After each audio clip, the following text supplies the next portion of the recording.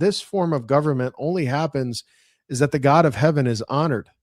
And what has happened is, in the 1960s, as we moved into the sexual revolution, and we as a nation began to push God out of everything. We pushed prayer out of schools, and we pushed the 10 commandments out of government, and we just began to throw off restraint. Really what you saw is this nation became more consumed with the pursuit of power and money and greed and everything else. Really what you see is when you look at the ancient gods of, paganism, you have Baal, Asherah, and Moloch.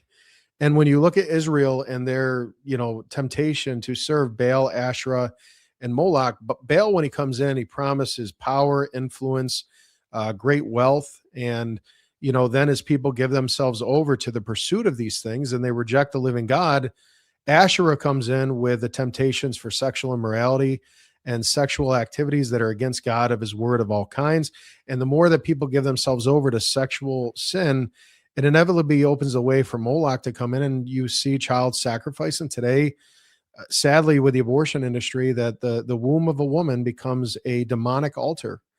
And women, when they give into abortion because of fear or a variety of demonic deceptions, they think that they're going to get rid of some situation, but they don't understand the spiritual ramification of what they're doing with their own body. That's why often when a woman has an abortion, there's things spiritually, mentally, that they just go through emotionally, that the only healing that can come is through Jesus Christ. And I will say this for anybody who's watching, whether you're a man or a woman, and you've been involved with the decision to have an abortion, God will forgive you. God will forgive you of, ending the life of that child.